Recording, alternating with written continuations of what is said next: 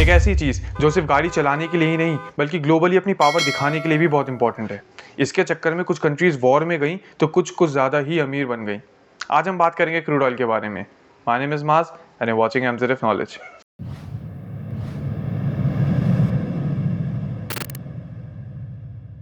अब globally crude oil का impact समझने के लिए हमें इसकी टेक्निकल चीज़ें पता होना इंपॉर्टेंट है, तो हम पहले उन्हें समझ लेते हैं।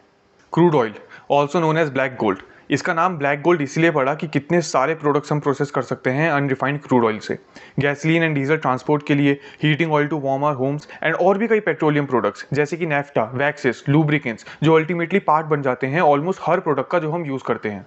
Crude oil is a naturally occurring fossil fuel, meaning it comes from the remains of dead organisms. ये हाइड्रोकार्बन के मिक्सचर से बना होता है and as the name suggest hydrocarbon is a compound made up of hydrogen and carbon. ये हमें काफी जगह मिलता है, जैसे कि सेडिमेंट्री रॉक्स में टाइनी स्पेसेस होती हैं, उनमें अंडरग्राउंड रिजर्वोयर्स होते हैं जिनमें ये लिक्विड फॉर्म में एग्जिस्ट करता है, ऑयल सेंस की सरफेस के पास, और फ्रीक्वेंटली ये हमें natural gas and saline water के साथ पाया जाता है। ये एक फाइनाइट और नॉन रिन्यूएबल रिसोर्स है, सो जिस रेट पर ये कंज्यूम होता है उस रेट पर ये बन भी नहीं सकता, क्योंकि इसको बनने में ही मिलियंस ऑफ ईयर्स लग जाते हैं। अब इसके बनने की बात करें तो क्रूड ऑयल की फॉर्मेशन काफी इंटरेस्टिंग होती है। So it goes like this. Millions of years पहले बहुत बड़ी क्वांटिटीज में microscopic marine organisms such as algae and plankton ocean में ही पैदा होते थे और ओशन में ही मर जाते थे। अब मरने के बाद यही डेड ऑर्गेनिजम्स ओशन फ्लोर्स पर ऐसी जगहों पर इकट्ठा हो जाते हैं जहां पर ऑक्सीजन बहुत कम होती है। उसके बाद ये सैंड, सिल्ट और मड की लेयर्स से कवर हो जाते हैं। अब ओवर टाइम ये बरीड ऑर्गेनिक मैटर एक प्रोसेस के थ्रू जाता है जिसे हम बोलते हैं डाइजीनेसिस। इस प्रोसेस में ऑर्गेनिक मैटर के ऊपर बैक्टीरियल डिकम्पोजिशन और केमिकल चेंजेस होते हैं और इसी की वजह से एक वैक्सी सब्सटेंस बन जाता है कॉल्ड केरोजिन।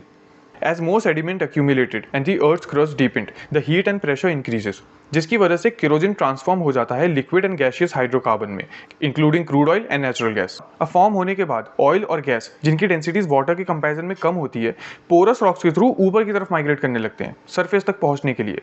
अब ये ऑयल और गैस की माइग्रेशन फ्रीक्वेंटली रुक जाती है by impermeable layers of rock like shale, जिसकी वजह से underground traps and reservoirs create हो जाते हैं जहां ऑयल एंड गैस एक्यूमुलेट होने लगते हैं। एंड एट दी एंड जब ये रिजर्वोयर्स डिस्कवर होते हैं तो हम इनसे ऑयल एंड गैस एक्सट्रैक्ट कर सकते हैं विद डिफरेंट एक्सट्रैक्शन टेक्निक्स। ये थी हमारी क्रूड ऑयल की फॉर्मेशन। अब हम इसके नेक्स्ट स्टेप की तरफ चलते हैं, जो कि exploration and extraction. Crude oil reserves को ढूंढने के लिए कई चीज़ों का यूज होता है। First of all, companies geological knowledge, satellite imagery और सेस्मिक सर्वेस के बेसिस पर ऑयल और गैस के पोटेंशियल एरियाज को आइडेंटिफाई करती हैं। वो कई फैक्टर्स को कंसिडर करते हैं कि आइडेंटिफाइड पोटेंशियल एरिया में पोरस और परमिएबल रॉक्स की प्रेजेंस है कि नहीं, जो कि ऑयल एंड गैस होल्ड करते हैं, and the existence of source rocks too. अब आपकी नॉलेज के लिए बता दूं, सोर्स रॉक एक सेडिमेंट्री रॉक होती है जो ऑर्गेनिक मैटर से भरी होती है। जब इस सोर्स रॉक को जमीन के नीचे से सफिशिएंट टेम्परेचर में हीट मिलती है तो ये हाइड्रोकार्बन जनरेट करती है लाइक ऑयल एंड गैस। अब हम अपने टॉपिक पर वापस आते हैं। जियोफिजिसिस्ट सेस्मिक सर्वेस जैसी टेक्निक का यूज करते हैं रॉक फॉर्मेशंस की सब सरफेस की इमेजेस क्रिएट करने के लिए। थोड़े और सिंपल वर्ड्स में बोलूं तो इन सर्वेस में साउंड वेव जनरेट की जाती हैं और फिर उनकी रिफ्लेक्शंस को एनालाइज किया जाता है टू मैप जियोलॉजिकल स्ट्रक्चर। अब जियोलॉजिस्ट जियोफिजिकल डेटा एनालाइज करते हैं ये डिटरमाइन करने के लिए कि कितने चांसेस हैं उस पर्टिकुलर एरिया में ऑयल और गैस के मिलने के। अब सारे सर्वेस और जियोलॉजिकल एनालिसिस अगर प्रॉमिसिंग होते हैं तो कंपनीज एक्सप्लोरेटरी वेल्स ड्रिल करती हैं सब सरफेस के सैंपल के लिए, हाइड्रोकार्बन्स की प्रेजेंस कंफर्म करने में और रिजर्वोयर के साइज और कैरेक्टरिस्टिक्स पर ज्यादा एक्यूरेट डेटा पाने के लिए ये वेल्स इंपॉर्टेंट पार्ट प्ले करती हैं। Now at the end, based on the result of the exploratory wells, companies finally decide करती हैं कि उस जगह से ऑयल एंड गैस एक्सट्रैक्ट करना वर्थ इट है कि नहीं। ये तो बात हो गई एक्सप्लोरेशन की। अब हम बात करेंगे कि ऑयल एंड गैस एक्सट्रैक्ट कैसे होते हैं। टिपिकली क्रूड ऑयल हमें ड्रिलिंग से ही मिलता है। अगर लैंड पर ड्रिलिंग हो तो हम उसे ऑनशोर ड्रिलिंग कहते हैं, और अगर अंडर वाटर हो तो ऑफशोर। ऑनशोर ड्रिलिंग में ऑयल को ग्राउंड के नीचे से निकाला जाता है using wells, and offshore drilling में ऑयल अंडर वाटर रिजर्व्स में से निकाला जाता है। एक्सट्रैक्शन के कुछ डिफरेंट मेथड्स होते हैं, अब हम उन्हें समझ लेते हैं। नेचुरल लिफ्ट, इसके नाम से ही आप समझ रहे होंगे कि रिजर्वोयर्स में से नेचुरल प्रेशर की वजह से ऑयल खुद बाहर आ जाता है, but it's a rare phenomena which is why हम ऑयल के नेचुरल निकलने का वेट तो नहीं कर सकते, इसलिए हम पंपिंग का यूज करते हैं। सकर रॉड पंप, ये प्राइमरी पंपिंग टेक्निक होती है क्रूड ऑयल को निकालने के लिए, often refer to as rod pump और बीम पंप। इसमें एक लंबी बीम होती है जो रॉड्स को पुश एंड पुल करती है, जिससे वेल के अंदर से ऑयल को लिफ्ट करके निकाला जाता है। इस सकर रॉड पंप में सकर रॉड्स होती हैं जो कनेक्टेड होती हैं एक पिस्टन लाइक पंप से वेल के बॉटम में।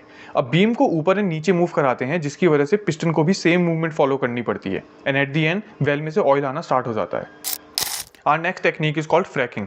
इसमें हम शेल रॉक्स में हाई प्रेशर में एक मिक्सचर इंजेक्ट करते हैं, और ये मिक्सचर बना होता है वाटर, सैंड और केमिकल्स से। ये हम इसलिए करते हैं as it allows oil and gas to flow more easily to the surface. अब फर्स्ट ऑफ ऑल एक वर्टिकल वेल ड्रिल करी जाती है। अब आप सोच रहे होंगे कि मैंने यहाँ वर्टिकल क्यों बोला। वेल्स तो वर्टिकल ही ड्रिल करी जाती हैं। दोस्तों मैंने ऐसा इसलिए बोला क्योंकि फ्रैकिंग में हम वेल डायरेक्टली शेल रॉक्स के ऊपर नहीं ड्रिल करते, उसके थोड़ा साइड से करते हैं। एंड जब वेल शेल रॉक्स के लेवल तक पहुंच जाती है तो फिर हॉरिजॉन्टली ड्रिल किया जाता है ताकि ये शेल रॉक्स तक पहुंच जाए। अब वाटर, सैंड और केमिकल्स के मिक्सचर को पंप किया जाता है into the well at high pressure. इस हाई प्रेशर की वजह से शेल रॉक्स में क्रैक्स आ जाते हैं, allowing oil and gas to flow. अब प्रेशर रिलीज होने पर यह इंश्योर करने के लिए कि फ्रैक्चर्स खुले रहें, फ्रैकिंग फ्लूइड के अंदर जो सैंड होती है वो हेल्प करती है for a continued flow of oil and gas. And and में ऑयल और गैस वेल में से एक्सट्रैक्ट किए जाते हैं थ्रू पाइपलाइंस। अब एक्सप्लोरेशन की बात हो गई, एक्सट्रैक्शन की भी हो गई, और क्या बचा? रिफाइनमेंट, प्रॉफिट भी तो कमाना है। क्रूड ऑयल अपनी रॉ स्टेट में डायरेक्टली यूजेबल नहीं होता है, इसलिए हम इसको रिफाइन करते हैं into gasoline, diesel, jet fuel, kerosene, LPG, asphalt, heating oil, lubricants and the raw materials for plastics and other petrochemicals. एक बार क्रूड ऑयल एक्सट्रैक्ट हो जाए then it is transported to refineries where it is separated into various components through a process called distillation. इसमें हम oil को heat करते हैं to separate the different hydrocarbons based on their boiling points.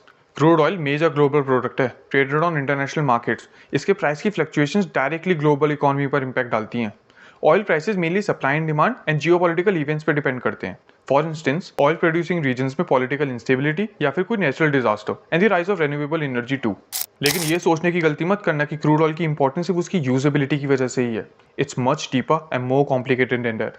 Remember June 22 में जब America ने Iran की nuclear facilities पर अटैक किया था, फोर्दो, नतंज एंड इस्फाहान, तो इसके रिस्पॉन्स में ईरान के पार्लियामेंट ने स्ट्रेट ऑफ हॉर्मुज को बंद करने के लिए वोट किया था।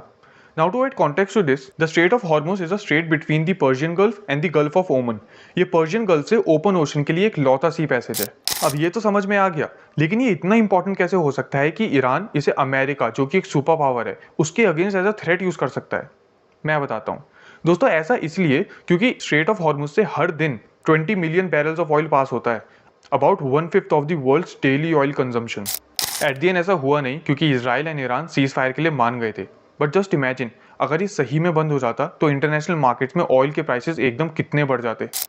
ऑयल प्राइसेस में सडन इंक्रीज डायरेक्टली इन्फ्लेशन को ट्रिगर करेगा, क्योंकि सारी चीज़ें एट द एंड ट्रांसपोर्टेशन पर डिपेंड करती हैं, और ट्रांसपोर्टेशन के प्राइसेस इंक्रीज होंगे तो फिर ओवरऑल गुड्स एंड सर्विसेज के प्राइसेस भी इंक्रीज होंगे। इंपोर्ट कॉस्ट, कंट्री का फिस्कल डेफिसिट सब बढ़ जाएगा, जो इकोनॉमिक ग्रोथ को अफेक्ट करेगा। ऐसी सिचुएशंस को अगर तमीज से हैंडल नहीं किया तो कंट्रीज के रिलेशंस एक दूसरे से खराब हो सकते हैं। And trust me, international relations किसी भी कंट्री के लिए बहुत इंपॉर्टेंट होते हैं। जस्ट बिकॉज आप एक सुपर पावर हो डजंट मीन कि दूसरी कंट्रीज मैटर नहीं करती, because at the end of the day सारी कंट्रीज एक दूसरे पर डिपेंड करती हैं इन मल्टीपल वेज, कुछ कम कुछ ज़्यादा, बट करती हैं। As of 2024 global oil and gas industry का एनुअल रेवेन्यू अप्रॉक्सीमेटली $2.9 ट्रिलियन था। क्रूड ऑयल किसी भी कंट्री को ग्लोबल हायरकी में एकदम से ऊपर लेके जा सकता है, क्योंकि इसकी डिमांड ही इतनी है। It won't be an exaggerated statement अगर हम बोलें कि क्रूड ऑयल दुनिया चला रहा है। Just to make you understand कि क्रूड ऑयल किस लेवल पर ऑपरेट करता है एंड ग्लोबली इसका कितना ज़्यादा इंपैक्ट है, अमेरिका ने इंडिया पर 25% टैरिफ लगाने के बाद 27 अगस्त को एडिशनल 25% टैरिफ लगा दिए थे, ये बोलकर कि इंडिया रशिया से ऑयल खरीद रहा है, even after being told not to buy America. अब टैरिफ इंडिया पर लगाए हैं तो फिर चाइना पर क्यों नहीं लगाए, या फिर और भी कई रीजंस हैं। ये अपने आप में एक अलग टॉपिक है, इस पर हम कभी और बात करेंगे। सो बेसिकली रशिया यूक्रेन की वॉर की वजह से सबने रशिया पर सैंक्शंस लगा दिए एंड रशियन ऑयल को बॉयकॉट कर दिया। सो नेचुरली रशियन ऑयल की डिमांड गिर गई, जिसकी वजह से इंडिया को रशियन ऑयल डिस्काउंटेड प्राइस में मिलने लगा। एक इंटरेस्टिंग चीज़ बताऊं, इंडिया इसी क्रूड ऑयल को रिफाइन करके यूक्रेन को एक्सपोर्ट कर देता है। यूक्रेन का लार्जेस्ट डीजल इंपोर्टर इंडिया है। तो फिर इंडिया इनडायरेक्टली हेल्प किसकी कर रहा है, रशिया की या फिर यूक्रेन की? देखा international relations with political instability किस तरह से काम करते हैं। When the whole world requires a commodity for their day to day life, which in this case is crude oil, then it also serves as an upper hand to show their dominance to the others and to move up in the hierarchy. अब समझ में आया कि crude oil कितना important part play करता है countries के diplomatic relations में एंड इस पूरी दुनिया को चलाने में। खैर, जब तक ये क्रूड ऑयल है जब तक यूज़ कर लो, क्योंकि एक दिन तो ये खत्म होना ही है एंड सबको रिन्यूएबल एनर्जी के पास ही जाना पड़ेगा, like solar, wind and transportation के लिए इलेक्ट्रिकल व्हीकल्स। उस टाइम जब जियोपॉलिटिकल पावर शिफ्ट होगी तो किस कंट्री के पास जाएगी? इंटरेस्टिंग थॉट है। This is it for today's video and as always I'll see you in the next one.